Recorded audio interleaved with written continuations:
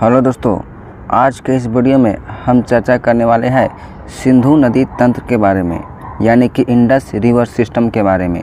दोस्तों, इस वीडियो में हम बताएंगे कि सिंधु नदी तंत्र का उद्गम स्थल कौन सी है और वो अपना मुहाना कहाँ पर बनाती है और इसकी कुल लंबाई कितनी है, वो भी मैं आपको बिल्कुल मैप के थ्रू बताऊँगा।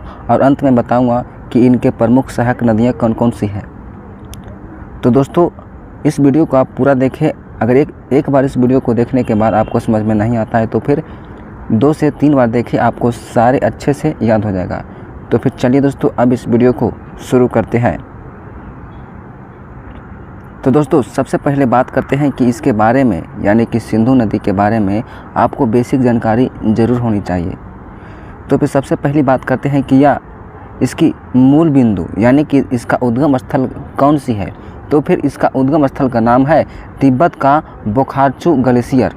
तिब्बत का बोखारचू ग्लेशियर से सिंधु नदी का उत्पत्ति होती है, यानी कि उसकी उद्गम होती है। और इसे अन्य नामों से भी जाना जाता है, जैसे सिंधी खनबन, जिसे तिब्बत में सिंधी खनबन के नाम से जाना जाता है। और जो आप सिंधु नदी बोलते हैं, इसे हिंदी और संस्कृत में बोला जाता है। हिंदी भी तो संस्कृत का रूपांतरित रूप है। कह सकते हैं कि सिंधु शब्द संस्कृत का है और इसका एक ग्रीक शब्द भी है जिसे कहते हैं सिंथोस। तो फिर सिंधु नदी को ग्रीक शब्द में, यानी कि ग्रीक भाषा में सिंथोस कहते हैं। अब बात करते हैं कि नदी के प्रकार के बारे में। तो फिर यह पूर्वपद प्रकार की नदियां हैं, यानी कि जिस समय हिमालय का निर्माण नहीं हुआ था उसके पहले से यह नदियां बहती आ रही है, यानी कि टेथिस सागर के समय से ही। इसकी कुल लंबाई की बात की जाए तो फिर इसकी कुल लंबाई 2880 किलोमीटर है। सिंधु नदी की कुल लंबाई 2880 किलोमीटर है, जिसमें भारत में इसकी लंबाई की बात की जाए तो फिर 709 किलोमीटर है, यानी कि भारत में इसकी लंबाई 1/4 है। अगर बात की जाए कि सिंधु नदी अपना मुहाना कहाँ बनाती है, तो फिर यह मिठानकोट में बनाती है, मिठानकोट में। और यह मिठानकोट कहाँ है, तो फिर पाकिस्तान में स्थित है। अब बात करते हैं इसके प्रमुख सहायक नदियों के बारे में।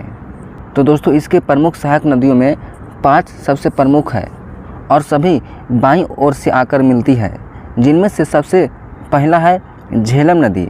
झेलम नदी, जिसकी उत्पत्ति, यानी कि उसका उद्गम स्थल वैरीनाग झील है, यानी कि वैरीनाग झील से झेलम नदी निकलती है।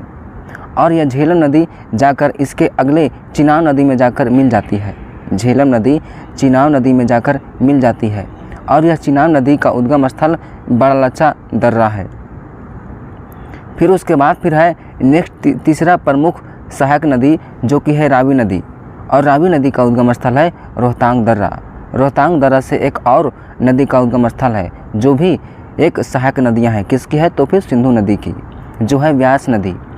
व्यास नदी और रावी नदी दोनों निकलती है रोहतांग दर्रा से। फिर उसके बाद फिर 5वां है, जो कि सतलज नदी। सतलज नदी का उद्गम स्थल है राक्षस ताल। इसे राकस ताल भी कहते हैं। राकस ताल नामक झील से इसकी उत्पत्ति होती है। तो ये कुल 5 है और इसे आप मैप में देखिए, अच्छे से आपको समझ में आ जाएगा। सबसे पहली बात है कि यह है इंडस रिवर। ये इसका उद्गम स्थल होता है बोखारचू ग्लेशियर से और ये अपना मुहाना बनाती है मिठानकोट में। और इसकी कुल लंबाई है 2880 किलोमीटर है।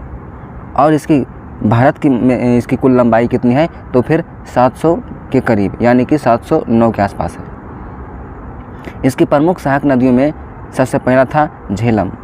सबसे पहला था झेलम। ये देखिए, ये झेलम है और यह झेलम नदी जाकर मिल गई इस चिनाब में। इस चिनाब में जाकर मिल गई है झेलम। उसके बाद फिर इसी के बगल से फिर आती है रावी नदी। यह भी जाकर झेलम में मिल जाती है। और रावी के बाद फिर आता है व्यास नदी और व्यास नदी मिलती है सतलज में। और फिर अंत में सतलज नदी भी जाकर मिल जाती है चिनाब में। और उसके बाद फिर चिनाब मिल जाती है इंडस में।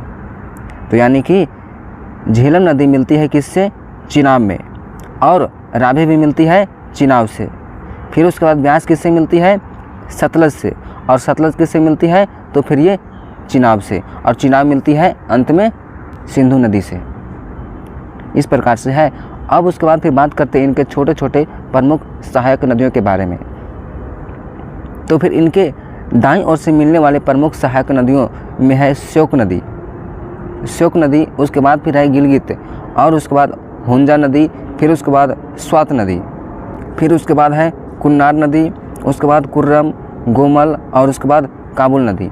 ये सभी है नदियाँ जो कि दाईं ओर से आकर मिलती है। दाईं ओर से मिलने का मतलब है कि अधिकांश पाकिस्तान की तरफ से आती होगी। अब उसके बाद बात करते हैं कि इनके बाईं ओर से मिलने वाली प्रमुख नदियाँ। तो फिर इनके बाईं ओर से मिलने वाली प्रमुख नदियों में है सुरु नदी, उसके बाद जास्कर नदी, द्रास नदी, और उसके बाद सोहन नदी। इसे आप मैप में देखिए, आपको अच्छे से समझ में आ जाएगा, ओवरऑल आपका रिवीजन भी हो जाएगा। तो सबसे पहले बात किया था कि बोखारचू ग्लेशियर से यह सिंधु नदी निकलती है और यह 2880 किलोमीटर की दूरी तय करते हुए पाकिस्तान के मिठानकोट नामक स्थान पर अपना मुहाना बनाती है, और भारत में इसकी कुल लंबाई ओवरऑल 709 किलोमीटर होती है। यानी कि भारत में यह 709 किलोमीटर पूरी दूरी तय करती है। इनके प्रमुख सहायक नदियों में 5 है जो कि सभी बाईं ओर से आकर मिलती है। सबसे पहला था झेलम, जो सिंधु नदी से मिलने से पहले यह चिनाब नदी में आकर मिल जाती है, और उसके बाद फिर दूसरा है चिनाब नदी, और उसके बाद तीसरा है रावी नदी। यह भी सिंधु नदी मिलने से पहले यह चिनाब में आकर मिल जाती है। फिर उसके बाद फिर है व्यास, यह सिंधु से मिलने से पहले यह सतलज में मिल जाती है, और उसके बाद यह सतलज जाकर मिलती है चिनाब में, और यह चिनाब जाकर मिलती है सिंधु में। इस प्रकार से इसके प्रमुख 5 सहायक नदियां हैं। अब इसके छोटे छोटे सहायक नदियां जो कि गिलगित हो गया, उसके बाद श्योक हो गया, स्वात, कुन्नार, उसके बाद फिर कुर्रम, ये सभी, और उसके बाद काबुल है, ये सभी छोटे छोटे सहायक नदियां हैं। और इसके बाईं ओर से मिलने वाली जास्कर, सुरु, सोहन, द्रास, ये सभी प्रमुख नदियां हैं। तो दोस्तों, यह वीडियो आपको कैसा लगा है? अगर आपको यह वीडियो एक बार में समझ में नहीं आए तो फिर 2 से 3 बार देखें, आपको सारे अच्छे से क्लियर हो जाएगा। तो फिर चलिए दोस्तों, मिलते हैं नेक्स्ट वीडियो में। जय हिंद दोस्तों।